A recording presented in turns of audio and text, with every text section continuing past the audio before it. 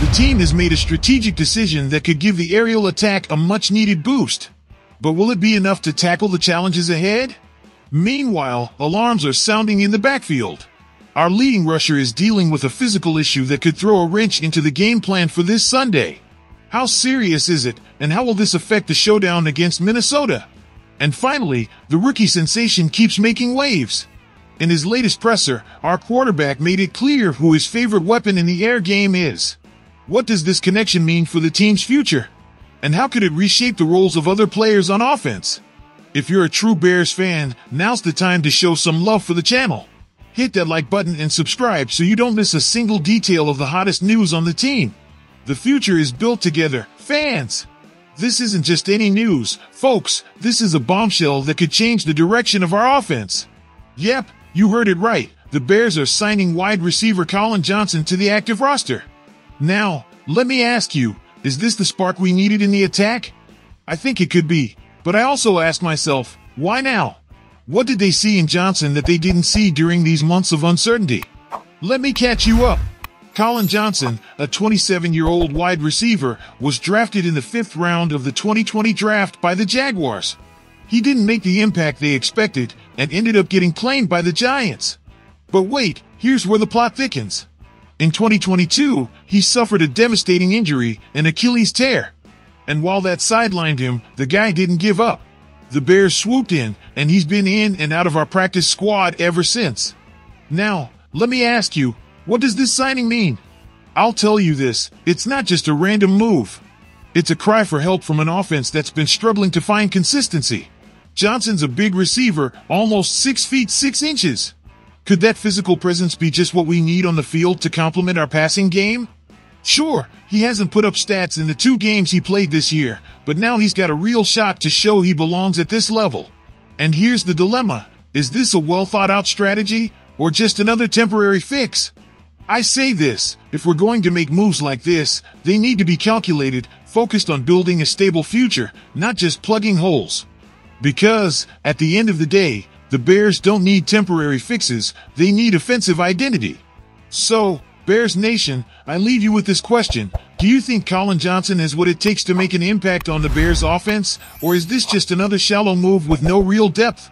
DeAndre Swift, our star running back, didn't practice today due to a groin injury.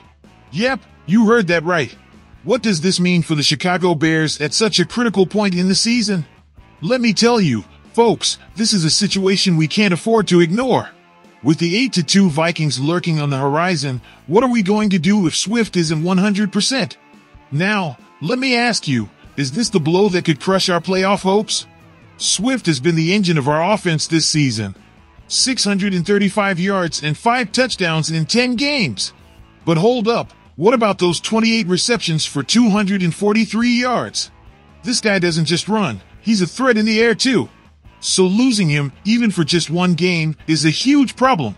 And yes, I know Matt Eberflus said he's optimistic about his return on Sunday.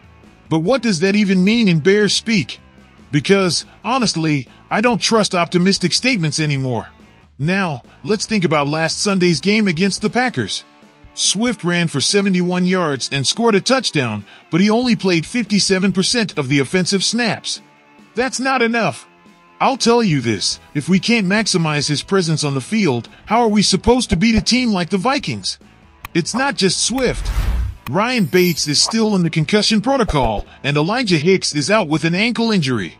Those are key players, folks. Without Bates, our offensive line is in danger of collapsing, and without Hicks, our secondary is going to struggle against a passing attack like Minnesota's. Now, let me ask you, is it the coaching staff's fault that we can't keep these guys healthy? Or is it just bad luck? Because, honestly, this can't keep happening. If Swift doesn't play, who's going to step up? Khalil Herbert, can he really carry the load of the ground game? I'm saying this, Herbert has shown he's capable, but he's not Swift. No one is. And with Justin Fields still struggling to find consistency, all the weight of this offense could fall on the passing game. And that's a huge risk against a defense as tough as the Vikings. Look, this isn't just another game. We're in the final stretch, and every game counts.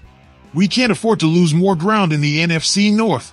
Where are the creative solutions from the coaching staff? Why aren't we seeing more offensive adjustments? I'm asking you this, folks. Are we seeing enough innovation to compete in today's NFL? Sunday could be the game that defines our season, but it all depends on whether DeAndre Swift can play. Now, let me ask you, do you think the Bears have what it takes to beat the Vikings without their star on the field? Drop your thoughts in the comments below because I want to know what you think. Caleb Williams, our rookie QB, just dropped a press conference that made it clear who his go-to guy is in the clutch, Ron O'Duns. Now, does this mean DJ Moore is no longer the team's top receiver? Let me tell you something, the connection between Williams and O'Duns could totally shift the dynamics of our offense. But before we dive into that, let me ask you this, are we witnessing the birth of the next big duo in the NFL? Williams broke down his standout play from the Green Bay game, that fourth down pass that kept the drive alive in what could have been the game-winning series. How did he pull it off? He explained it himself. I knew it was man-to-man coverage, and Rome was my best option at that moment. Guys, this isn't a fluke.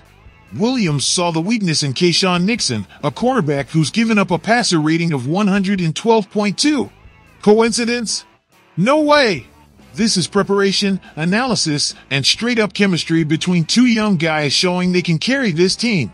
Now here's where it gets interesting. Even though DJ Moore is still listed as the number one receiver on paper, the numbers tell a different story. O'Duns is leading the team in yards per reception, and based on my analysis, it wouldn't be a shock if he ends the season as the leader in all major receiving categories. So, I'll ask you this, is it time to admit that O'Duns is taking the spot everyone thought would be DJ Moore's? But it's not just about the numbers. Williams made it crystal clear why he trusts O'Duns so much, spending time together off the field, playing video games, learning the system together, all of that builds trust. And let me tell you, that trust shows on the field. Meanwhile, while DJ Moore and Williams have had some flashes, they just haven't synced up on those key plays. That makes me wonder, is DJ Moore's future in Chicago uncertain? I don't know, but it's definitely something we'll have to talk about. As for prepping for the next game against Minnesota, Williams showed an unshakable confidence. When asked how to handle Brian Flores' aggressive defense, he responded with impressive calm, have a clear plan, execute with precision, and capitalize on the explosive plays they give us. This is what I want to hear from my QB. Folks, this is the mentality we need to build a championship team here in Chicago. Now, let's get to the heart of this analysis. I believe what we're seeing here is more than just a connection between a quarterback and a receiver. It's the start of a new era. An era where Caleb Williams has the confidence, the leadership, and the vision to become the best QB this city has seen in decades. But here's the question we all need to ask ourselves. Are we ready to move on from the veterans and go all in on this new generation of talent? Bears fans, it's your turn now.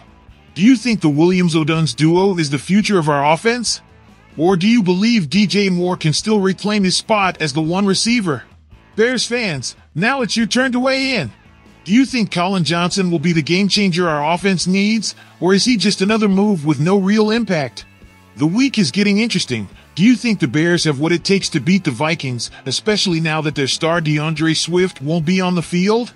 Finally, let's talk future. Is the Williams-O'Duns duo the next big thing in our offense, or does DJ Moore still have what it takes to be the number one receiver?